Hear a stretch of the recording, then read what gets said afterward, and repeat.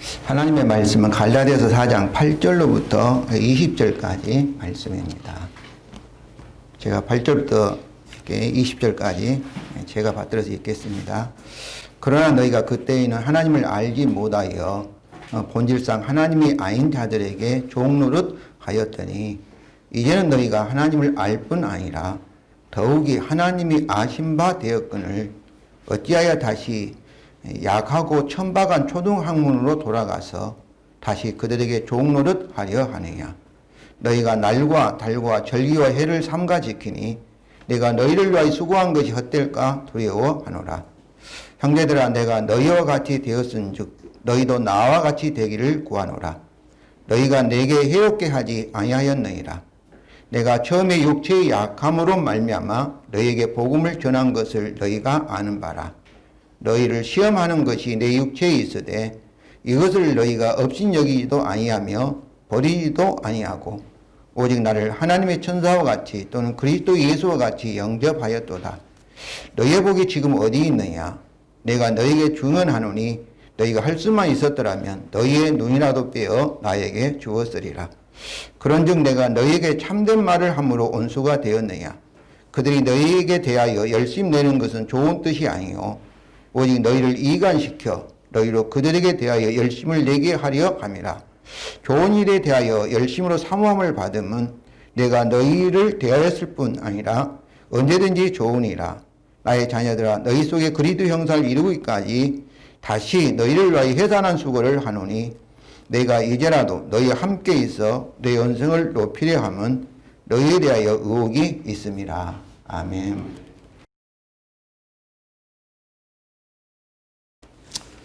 오늘이 성령 강림절 후 6째 주일입니다. 우리가 지금까지 어떻게 성령의 열매를 풍성하게 맺는 삶을 살 수 있는가에 대해서 계속 살펴보고 있습니다. 오늘 설교 제목은 갈라디아서 4장 12절에 있는 말씀에서 나왔습니다. 4장 12절에 너희는 나와 같이 되라는 이 말씀은 갈라디아서에서 첫 번째로 나오는 명령의 말씀입니다. 나와 같이 되라는 명령의 말씀대로 우리가 사도 바울과 같이 되면은 우리는 성령의 삶을 살 수 있습니다. 성도 여러분, 나와 같이 되라는 명령의 말씀을 중심으로 오늘 본문을 살펴보면서 성령의 열매가 풍성하게 맺히는 삶을 살 수 있는 그런 방법, 지혜를 얻기를 원합니다. 먼저 이 12절을 보겠습니다. 우리말 성경인 형제들아, 내가 너희와 같이 되었은즉 너희도 나와 같이 되기를 구하노라.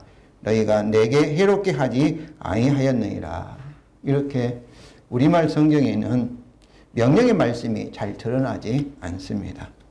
왜냐하면 명령의 말씀과 이렇게 강구하노라, 이렇게 요청하노라는 말씀을 합쳐서 이렇게 번역하였기 때문입니다. 그런데 원문대로 이 번역한 12절입니다. 이게 제가 나눠드린 설교를 보시기 바랍니다. 먼저 이렇게 너희는 나와 같이 되라, 이렇게 명령의 말씀이 있고, 그 다음에 이 명령 왜 바울같이 되어야 하는가, 그 이유, 근거를 제시하는. 왜냐하면 내가 또한 너희와 같이 되었기 때문이다. 그 다음에 이제 사도 바울이 형제들아 이렇게 부르면서 내가 너희에게 간구한다. 뭐가 돼? 나와 같이 되기를 내가 간구한다. 그러면서 마지막에 너희가 나에게 아무것도 잘못 행하지 아니하였다. 이렇게 되어 있습니다. 그래서 여기서 바울은 너희는 나와 같이 되라 이렇게 명령하시고, 그리고 이 명령에 대한 이유로 내가 또한 너희와 같이 되었기 때문이다. 이렇게 근거를 제시하시고, 그 다음에 다시 한번 나와 같이 되라. 이렇게 형제들아 간구하고 있습니다. 여기서 갈라디아 교회 성도를 향한 바울의 마음의 자세, 안타까움, 자기와 같이 되기를 바라는 간절한 그런 소원들을 느낄 수가 있습니다. 그리고 마지막으로 너희가 나에게 아무것도 잘못 행하지 아니하였다. 이런 식으로 되어 있습니다. 그러면 바울같이 되라는 이 명령의 말씀과 내가 너희와 같이 되었기 때문이라는 이유, 명령에 근거되는 말씀이 무슨 뜻인가를 우리가 알아야 할 것입니다. 전에는 바울이 갈라디아 성도들과 같이 되었습니다. 그때는 갈라디아 성도들도 누구같이 되었어요? 바울같이 되었던 것이죠. 그런데 현재는 갈라디아 교회 성도들이 바울과 다르게 되었습니다. 그래서 바울은 그들에게 너희는 다시 나와 같이 되라 이렇게 명령을 하시고 형제들아 다시 나와 같이 제발 되어다오 이렇게 강구하고 있는 것입니다. 그러면 어떤 의미에서 갈라디아 성도들이 바울과 같이 되어야 하고 바울이 갈라디아 성도들 같이 되었습니까? 다시 말하면 같이 되었다는 것은 공통점이 있다는 것이죠. 다시 바울과 그와 같이 되었던 갈라디아 성도들 간에 그들을 하나 되게 묶는 띠 공통점은 무엇이었겠습니까? 갈라디아 4장 4절부터 7절입니다. 제가 읽겠습니다. 때가 참에 하나님이 그 아들을 보내사 여자에게서 나게 하시고 율법 아래에 나게 하신 것은 율법 아래에 있는 자들을 속량하시고 우리로 아들의 명분을 얻게 하려 하심이라. 너희가 아들임으로 하나님이 그 아들의 영을 우리 마음 가운데 보내사 아빠 아버지라 부르게 하셨느니라. 그러므로 네가 이후로는 종이 아니요 아들이니 아들이면 하나님으로 말미암아 유업을 받을 자니라. 여기서 우리는 유대 그리스도 사도 바울을 포함하여서 유대 그리스도인을 우리 또 이 너희가 이 말은 갈라디아 성도들은 이방인들입니다. 유대인들이 아니고 그러니까 이방 갈라디아 성도들을 가리키는 것이죠. 그래서 바울과 유대 그리스도인들과 이방인이었던 갈라디아 성도들 간의 공통점은 오늘 4절에서 있는 것처럼 하나님이 그 아들을 보내서 여에게나 율법 아래 나게 하시고 율법 아래 있는 속량하시고 또 이게 복음이지 않습니까? 십자가를 통해서 우리 죄값을 지불하고 우리를 죄와 저주로 사망해서 우리를 해방하는 것, 구원하시는 것. 이게 속량의 복음이죠. 그래서 복음이고 또 복음의 결과로 우리가 아들의 명분, 하나님의 아들이 되고 그리고 너희가 아들이므로 너희도 갈라디아 성도들도 예수 그리스도의 속량의 복음의 결과로 하나님의 아들이 되었다는 것이죠. 그래서 사도 바울과 갈라디아 교회 성도들 간의 공통 부모는 예수 그리스도 십자가의 복음과 그의 열매인 하나님의 아들이라는 신분입니다. 특별히 하나님의 아들인데 무슨 아들이에요? 양자의 영 성령을 받아서 하나님을 아빠 아버지라 이렇게 기도할 수 있는 하나님의 아들.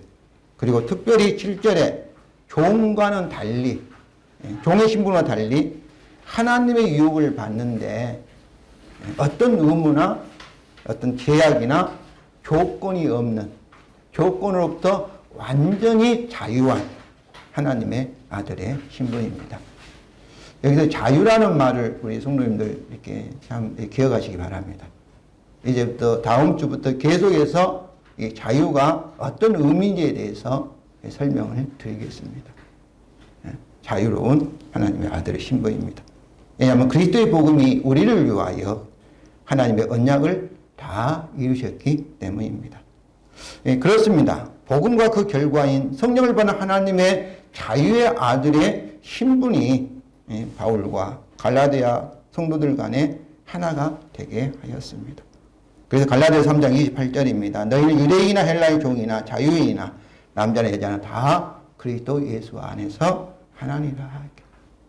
그리스도 예수 밖에 있는 사람들 죄인이지요. 십자가의 복음을 통해서 저와 여러분이 그리스도 밖에 세상으로부터 이 악한 세대로부터 건짐을 받아 그리스도 예수 안으로 우리가 옮겨진 줄로 믿습니다. 그래서 복음과 그 결과는 그리스도 예수 안에서 즉 그리스도와 연합되어 하나님의 아들로 신분이 하나고 공통점입니다. 그러므로 나와 같이 되라는 것은 예수 그리스도의 복음에 바울같이 되라. 이런 의미인 것이죠. 복음의 바울은 복음을 믿는 갈라디아 성도들같이 되었던 것입니다. 그러면 복음이 무엇입니까? 이미 갈라디아서 4장 4절부터 7절에서 말씀하고 있는데 이 복음은 갈라디아 1장 4절 이 서론에서 사도 바울은 복음을 정의하고 있습니다. 갈라디아 1장 4절은 그리스도께서 하나님 곧 우리 아버지의 뜻을 따라 이 악한 세대 우리를 건지시려고 우리 죄를 대속하기 위하여 자기 몸을 주셨으니 십자가에서 우리를 죄를 대속하기 위해서 자기 생명을 우리 대신 주셨다. 죽음을 당하셨다. 율법의 저주와 사망을 받으셨다. 바로 이 복음은 예수 그리스도의 십자가의 죽음의 사건이 그 복음인 것입니다. 갈라디아 3장 13절도 마찬가지죠. 그리스도께서 우리를 위하여 저주를 받은 바 되사 율법의 저주에서 우리를 속량하셨으니 기록된 바 나무에 달린 자마다 저주 아래 있는 자라 하였습니다. 십자가에서 우리를 율법의 저주에서 속량하기 위해서 율법이 요구하는 죄값을 지불하기 위해서 십자가에서 달려서 저주를 받았다마는 죽음을 당하셨다. 그런 말씀이죠. 그러므로 복음은 그리스도께서 우리 죄를 대속하기 위하여 십자가에 죽으심으로 율법 저주의 우리를 속량하신 사건입니다. 그 결과로 바울과 갈라디아 성도들은 성령을 받은 자유로운 하나님의 아들이 되었습니다. 이런 의미에서 갈라디아 성도들은 바울 같은 복음의 사람이 되어야만 하는 것이죠. 이제 이런 4장 12절의 이 관점에서 오늘 본문을 살펴보고자 합니다. 먼저 4장 12절 마지막 부분 절이죠. 너희가 내게 해롭게 하지 아니하였다. 갈라디아 교회 성도들이 사도 바울을 해롭게 하지 아니하였다. 어떤 의미인가? 어떤 의미인가? 갈라디아 성도들이 바울에게 해롭게 하지 아니하였다는 것이지요. 근데 실제로 그들이 바울을 전혀 해롭게 할 수가 없습니다. 그들이 바울을 떠난 것, 복음을 떠나는 것, 배교하는 것, 그 자체가 바울로서는 안타까움이지만은, 그러나 바울을 해롭게 할 수가 없었어요. 왜 그렇습니까? 바울 자신이 복음의 사람으로, 그는 어떻게 되는 거예요? 복음의 약속대로, 새 언약대로 하나님께서 바울을 만들어 가시기 때문입니다. 성도 여러분, 이것은 우리에게도 엄청나게 중요한 거예요. 여러분이 바울같이 복음의 사람이 되었단다면 우리의 운명은 어떻게 되겠어요? 새 언약대로 될 줄로 믿습니다. 이런 의미에 우리가 어떤 조건이나 우리의 어떤 형편이나 사정에 좌우되지 않는 거예요. 자유로운 거예요. 하나님에 의해서 새 언약대로 예수 그리스도의 십자가의 이 복음의 사건의 기초에서 저와 여러분은 환경이 문제가 아니에요. 누가 우리에게 이 복음의 복을 뺏어갈 수가 없어요. 내 자신이 이것을 이렇게 내가 잘못하고 죄를 짓는다 해도 이 복음의 복이 사라지지가 않은 거예요. 우리가 이 복음을 붙들고 끝까지 인내하며 우리가 믿으면은 반드시 저와 여러분은 어떻게 되는 거예요? 복음대로 되는 거예요. 그렇기 때문에 사도 바울은 이 말씀을 하는 것은 나를 위해서 너희에게 나와 같이 되라 이렇게 말한 것이 아니다는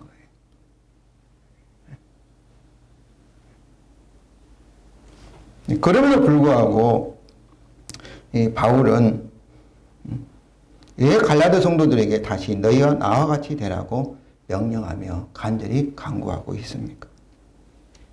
첫째는 갈라디아 성도들이 복음의 진리에서 떠나려고 하고 있기 때문입니다. 8절부터 11절이죠. 그러나 너희가 그때에는 하나님을 알지 못하고 본질상 하나님이 아닌 자들에게 종로를 하였더니 이제는 너희가 하나님을 알 뿐 아니라 더욱이 하나님이 아신 바 되었거늘 어찌하여 다시 약하고 천박한 초등학문으로 돌아가서 다시 그들에게 종로를 하려 하느냐. 너희가 날과 달과 절기와 해를 삼가 지키니 내가 너희를 위하여 수고한 것이 헛될까 두려워하노라. 갈라디아 성도들이 예수님의 복음을 듣고 믿기 전에는 하나님을 알지 못했습니다. 그리고는 본질상 하나님의 아닌 자들에게 종로를 하였습니다. 그들이 섬겼던 신들을 자기들은 하나님으로, 신으로 이렇게 생각했지만은 실제로는 신이 아닌 우상들에게를 섬기면서 그것들에게 종로를 하였습니다. 오늘날도 많은 사람들이 그렇게 하고 있죠. 그러나 이제는 어떻게 되었다는 거예요? 그들이 우상 지배에서 벗어나서 하나님을 알게 되었다는 것입니다. 여기서 안다는 것은 단순히 머리로 지식적으로 하나님을 안다는 것이 아니라 개인적이고 그런 인격적인 관계, 부부 사이와 같이 그런 가족 관계에서 언약적으로 하나님을 안다, 경험한다, 체험을 통해서 하나님을 안다는 그런 의미입니다. 그런데 9절에서 중요한 건 그들이 하나님을 아는 것이 아니라 하나님이 그들을 아신 바 되었다는 사실에 있습니다. 우리가 하나님에 대한 지식은 아주 적고 미약하고 부분적이며 그리고 기분과 감정에 따라서 기복이 있습니다. 제가 남아공에서 14년을 살고 이렇게 돌아오면서 교회에서 유학을 보내줬는데 저는 뭐 유학을 생각지도 않을 때 모든 비용을 교회에 대주고 돌아오면서 내가 얼마나 하나님을 아는가 비행기 안에서 그런 생각을 해봤습니다. 그런데 그때의 감정은 너무나 모른다. 아무것도 모르는 것 같아요. 아무것도. 그래서 참으로 어떤 느낌이 들었냐면은 큰 그런 바다에 하나님 아는 것이 하나의 물방울 정도, 하나의 모래알 만큼 내가 하나님을 안다. 그런 느낌이 들었습니다. 왜냐하면 하나님이 너무나 크게 느껴지는 거예요. 우리가 아는 지식은 조그마해요. 지금도 마찬가지예요. 조금 더 안다고 생각하지만은 그러니까 이제 곧 은퇴하고 세상을 떠날 것 같아요. 우리가 아는 지식이라는 것은 작습니다. 그리고 잘못 아는 거예요. 그런 부분들이 진리도 들어있지만 그 속에는 많은 참으로 비진리적인 것이 섞여 있어요. 만일에 우리의 구원이, 우리의 하나님 아들의 신분이 우리가 알고 있는 지식에 근거하고 있다면은 그것은 정말 불안하고 위험한 그 상태에 있는 것입니다. 성도 여러분, 우리가 하나님을 붙들고 있는 것이 아니라 누가 우리를 붙들고 있어요? 하나님이 능력의 오른손으로 여러분을 붙들고 있음을 믿으시기 바랍니다. 그래서 안전한 거예요. 우리가 공부를 많이 하고 성경을 많이 알고 그러면은 구원이 완전한 것처럼 생각하는데 그렇지 않아요. 중요한 것은 하나님이 우리를 안다는 사실에 있습니다. 하나님이 우리를 안다는 것은 단순히 하나님이 우리에 대한 어떤 지식을 가지고 있다는 것만이 아닙니다. 하나님이 우리를 안다는 것은 하나님께서 주도적으로 예수 그리스도의 복음으로 우리와 하나님 사이에 새 언약을 맺으시고 하나님이 우리 아버지가 되고 우리는 그의 아들이 되게 하셨다는 것입니다. 새 언약 안에서 우리를 성령을 받는 자신의 아들로 삼으셔서 그의 유업을 복으로 받는데 어떤 제약이나 조건이나 의무에서 자유로운 아들이 되게 하셨다는 것을 의미합니다. 성도 여러분, 하나님이 여러분을 알고 계심을 믿습니다. 그럼에도 불구하고 9절 하반절과 10절입니다. 어찌하여 다시 약하고 천박한 총동학문으로 돌아가서 다시 그들에게 종노를 하려 하느냐. 너희가 날과 달과 절기와 해를 삼가 지키니. 이렇게 안타까워하고 있습니다. 이처럼 복음을 통해서 그들이 하나님을 알고 하나님이 그들을 알고 계시는데 어찌하여 복음의 진리를 떠나서 하나님을 떠나서 다시 하나님이 아닌 이런 세상에 약하고 천박한 것에 돌아가서 거기에서 종로를 하려 하느냐 이런 말씀이죠. 그래서 그들이 실제로 지키려 하고 지켰던 이 날, 유대인의 이제 전통적으로 지킨 금식일이나 안식일을 가리키는 거죠. 또 다른 초하루 지키는 올삭이나 달의 반복적인 운행과 관련된 절기들을 말합니다. 뭐 보름달에 뜬다든지. 또 절기는 유대인 3대 절기가 6월절, 오순절, 장막절이 있잖아요. 또 유대인 전통에 따라서 추가된 나팔절, 수장절, 불임절들을 말합니다. 그리고 해는 7년마다 안식년이 있고 그 50년마다 돌아오는 희년들을 말하고 있습니다. 오늘날도 어떤 이단들은 막 6월절 지킨다 하고 막 그래요. 예. 그리고 또 안식교는 토요일에 안식일을 지킨다 이렇게 말하고 있습니다. 그런데 갈라디아 성도들이 이처럼 참으로 율법을 지키고 유대인의 이런 절기들을 지키려 하는 것은 더욱 하나님을 기쁘게 하고 더욱더 완전한 믿음 생활을 하여서 하나님을 더 깊이 체험하고 하나님으로부터 생명과 복을 더 풍성히 받기 원해서 이렇게 하였습니다. 오늘날 교회에서 문제 있는 사람이, 열심 있는 사람이, 열정 있는 사람이 문제가 많아요. 이단에 빠지는 경우는 거의 대부분 열심 없는 사람은 이단에 빠질 관심도 없으니까. 근데 신앙에 관심 있는 사람, 더 잘 믿어보고 더 하나님 뜻대로 살아보려고 하는 어떻게 보면 좋은 그런 동기죠. 그런 소망이죠. 그런 사람들이 이단에 빠지는 경우가 많습니다. 그들처럼 오늘날도 많은 성도들이 더욱 완전한 신앙생활을 하여서 더 많은 복을 받기 위해서 약하고 천박한 초등학문들에게 참으로 열심을 내는 경우가 많이 있습니다. 그래서 하나님과 더욱 친밀한 경험, 영적 체험을 하기 위해서 성령파들이죠. 막 기도하고 막 이런 사람들 노력으로 신비한 경험, 성령 체험을 구하는 것. 이것은 잘못된 신비주의입니다. 우리 신앙의 기초가 내 영적 경험에 근거하고 있다면 이것은 문제가 기초가 튼튼하지 못한 거예요. 또 하나님의 율법을 내가 지켜서 내가 하나님께 인정을 받고 복을 받고자 하는 것은 내 하나님의 아들의 신분의 기초가 내 행위에 있다 한다면 어떠겠어요? 이것은 잘못된 우상인 율법주의입니다. 우리가 박원순 시장님이 얼마나 훌륭해요. 그분은 가난한 자들을 위해서, 사회를 위해서 하신 분입니다. 30대에 자기 집 2채를 다 팔아서 헌금한 사람이에요. 우리가 정확히는 알지 못하지만, 그러니까 누구보다도 도덕적으로 훌륭한 분이지만, 그러나 완전한 분은 아니지요.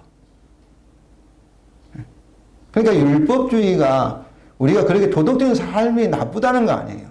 근데 그것이 우리의 신앙의 기초를 이루면은 불완전한 거예요.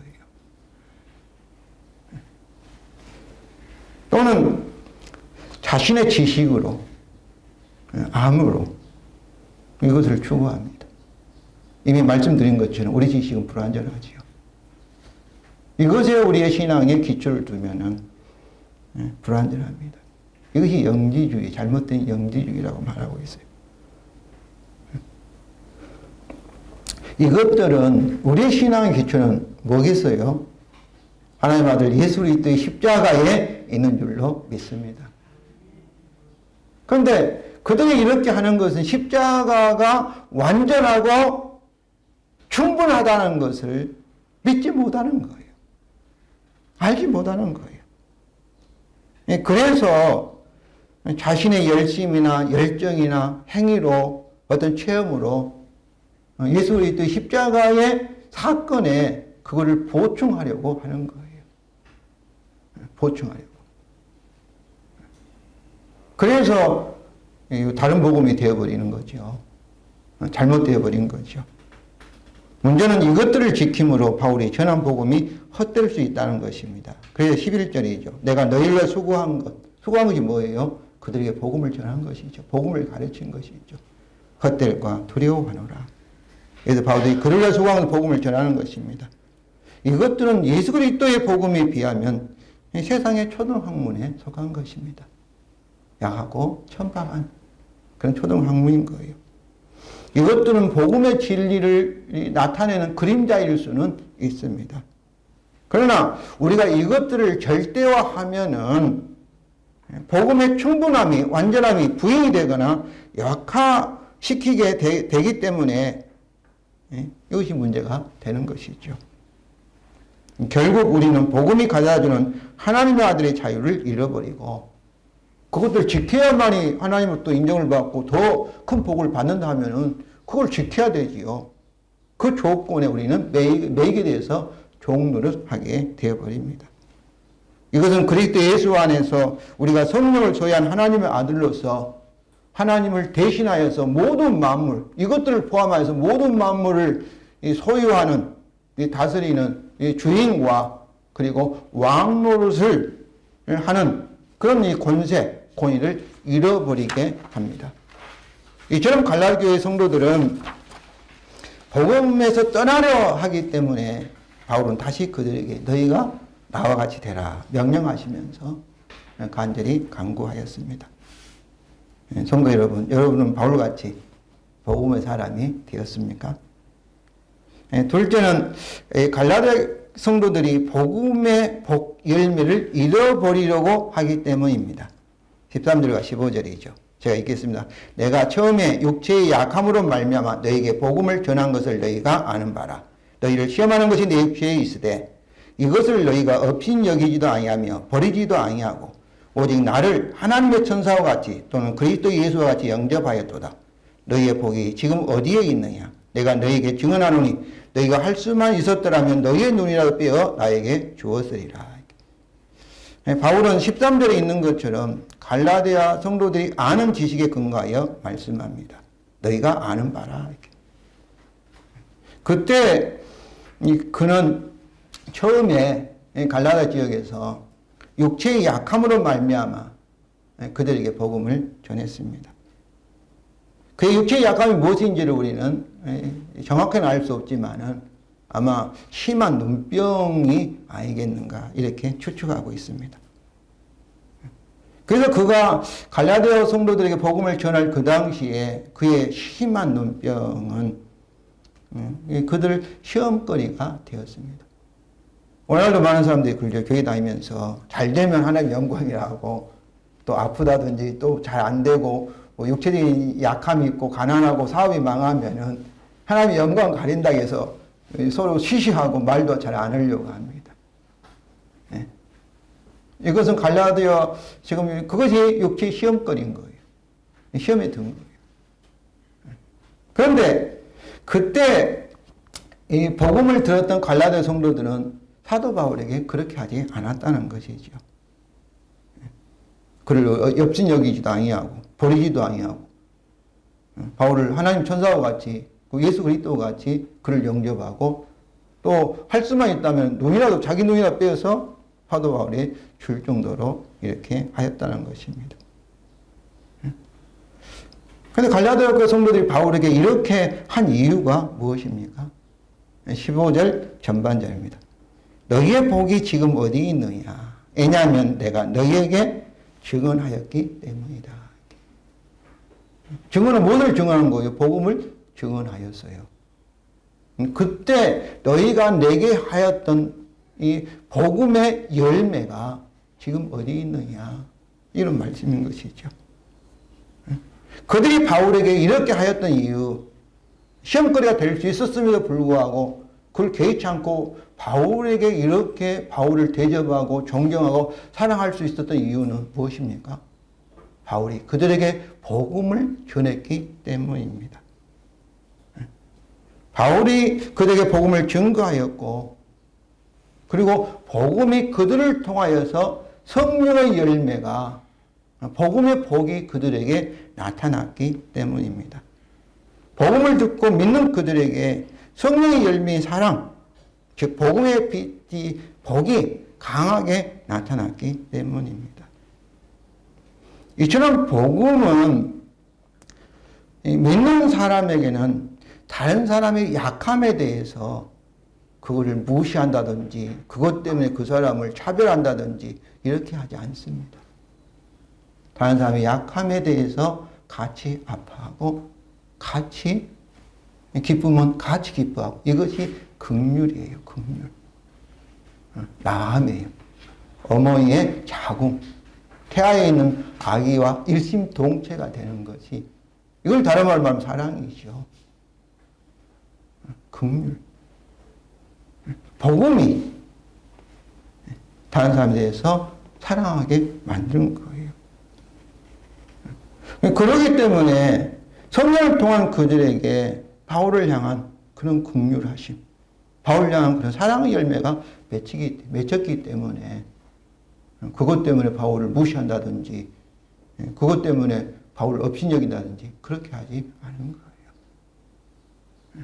거예요. 복음은 참으로 이런 육체적인 연약함, 사회적인 이런 가난, 또 실패 이런 것으로부터 우리를 자유롭게 하여서 하나님의 생명과 사랑과 기쁨과 유업을 받는데 어떤 조건이나 제약으로부터 완전하게 자유롭게 하기 때문입니다.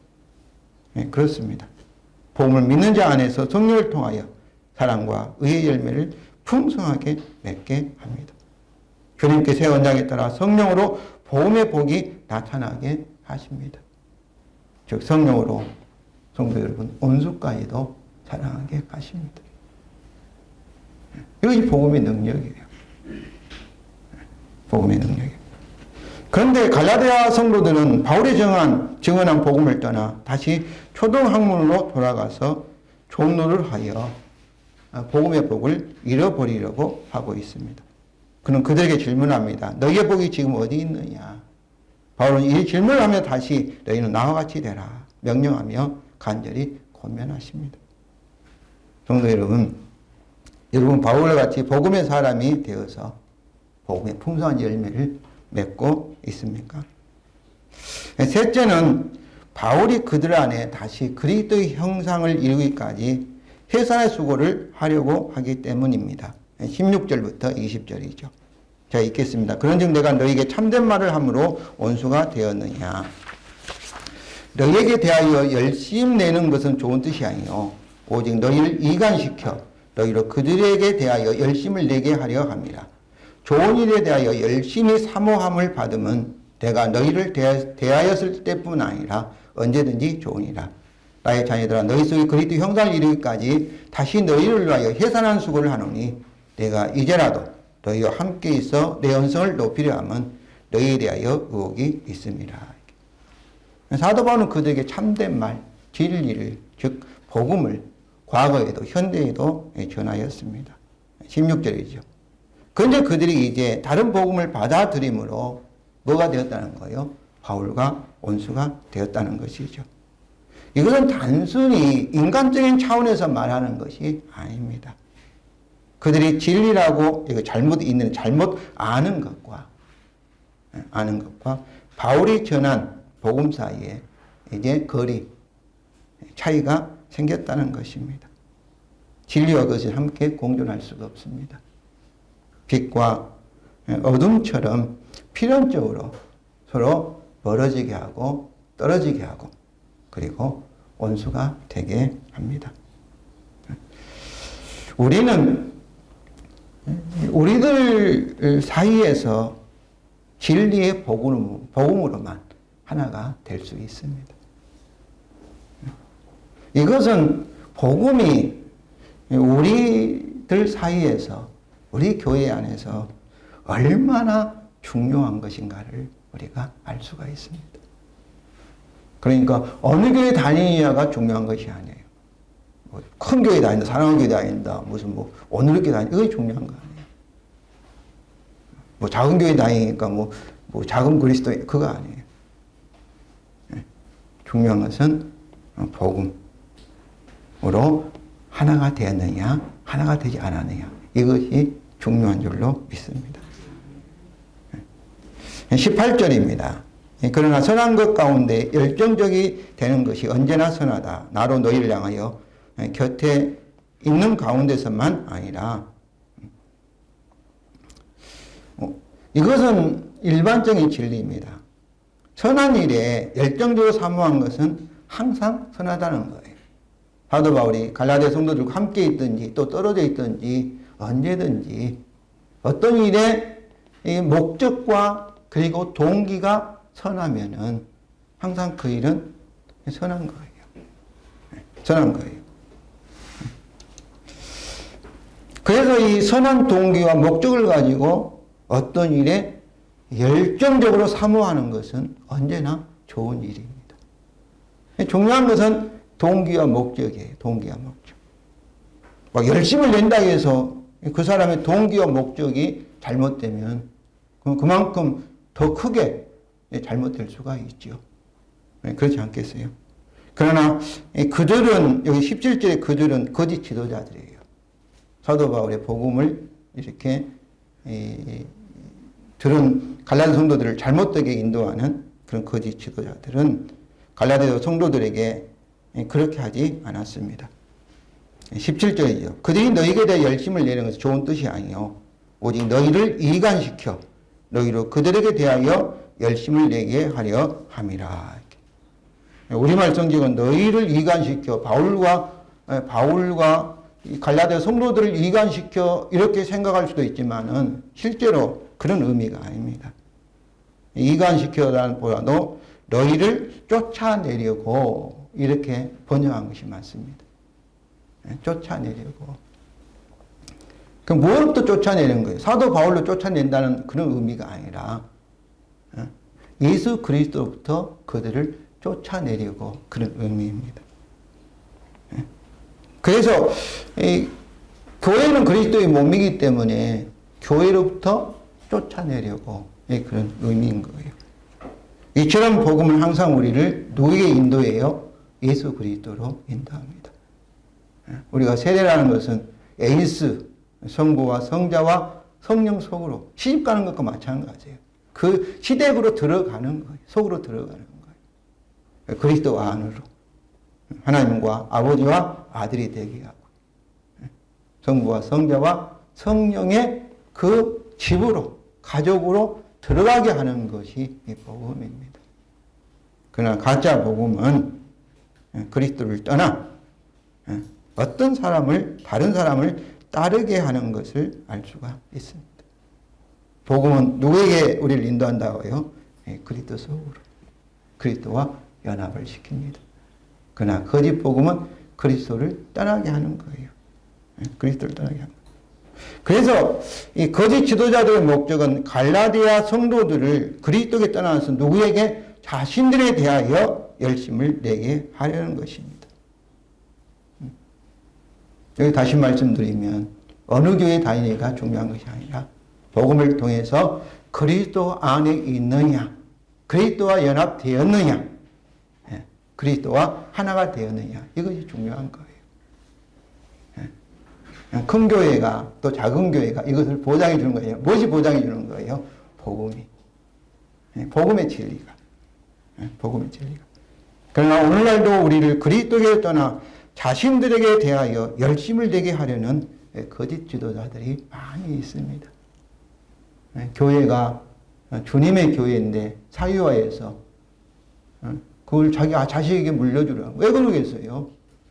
내 것이다 이거죠. 내가 개척했고 내가 부흥시켰으니까. 말은 하나님의 은혜다, 뭐 하나님 거다 이렇게 하면서 실질적으로는 누구 거예요? 내 거예요. 내 거. 그러니까 근데 성도들은 그래도 좋아요. 목사님이 말씀하니까.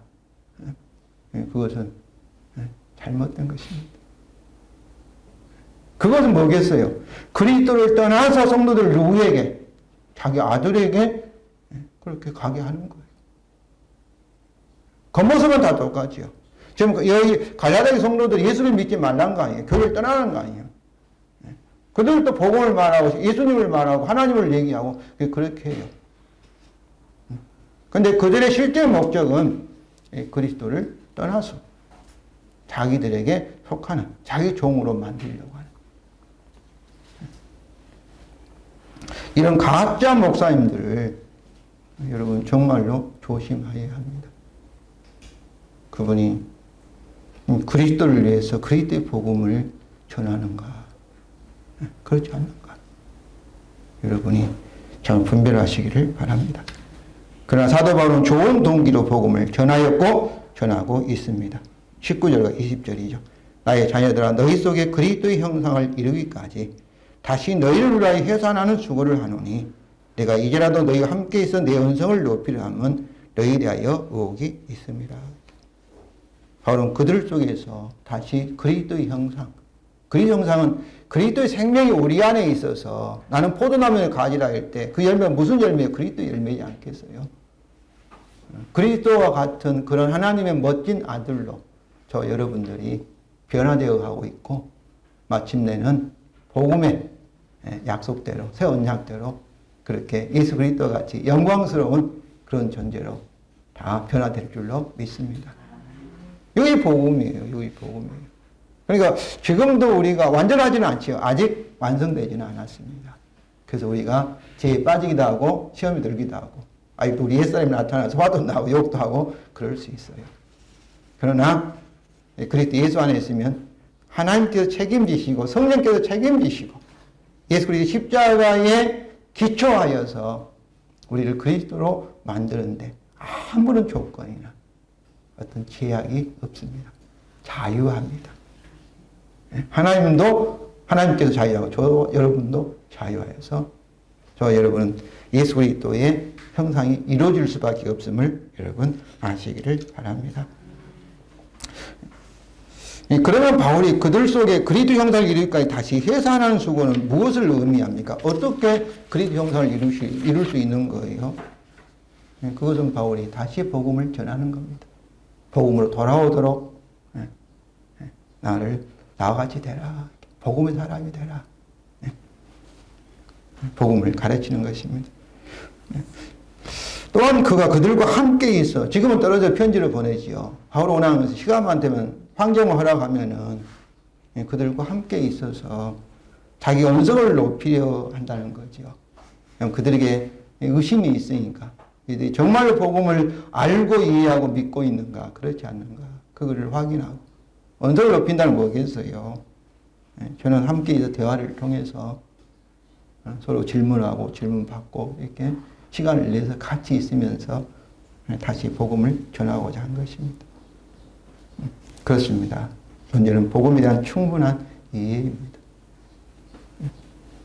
우리가 하나님 음성 듣는다면 새로운 이상한 소리 듣는 것이 아니라 성경이 증거하고 있는 예수 그리스도의 복음을 우리가 계속 거듭 듣는 것입니다. 복음은 듣고 믿는 자 안에서 성령을 통하여 하나님의 형상을 이루어가는 하나님의 재창조의 능력입니다. 고린도서 3장 18절입니다. 우리가 다 수건을 벗는 얼굴로 거울을 보는 것 같이 주의 영광을 보매 그와 같은 형상으로 변화하여 영광에서 영광에 이르니 그 주의 영으로 말미암음이니라. 우리 안에 계신 성령을 통해서 지금도 모든 환경을 사용하여서 그리스도의 형상으로 영광의 영광으로 이루고 있음을 여러분 믿으시기를 바랍니다. 이것이 복음입니다. 곧 새 언약의 능력입니다. 성도 여러분, 바울같이 복음의 사람이 되어 여러분 안에 그리스도 형상, 그 영광에서 영광이 이루어지고 있습니까? 이게 설교의 결론입니다. 복음을 따라 다시 초등학문에 다시 종로를 하고 있는 사람에게 다시 자유의 하나님의 아들이 되게 하는 것도 다시 복음을 들어 알고 믿어서 바울 같은 복음의 사람이 되는 것입니다. 복음을 떠나 복음의 열매가 사라져버린 사람에게 다시 복음의 열매를 맺게 하는 것도 다시 복음을 들어 알고 믿어서 바울 같은 복음의 사람이 되는 것입니다. 자신 안에 그리스도 형상을 이루기를 원하는 사람에게도 다시 복음을 들어 알고 믿어서 바울 같은 복음의 사람이 되는 것입니다. 성도 여러분, 나와 같이 되라는 명령의 말씀대로 바울같이 복음의 사람이 되시기를 바랍니다. 이것이 우리가 성령의 삶을 사는 유일한 방법이요 기도입니다.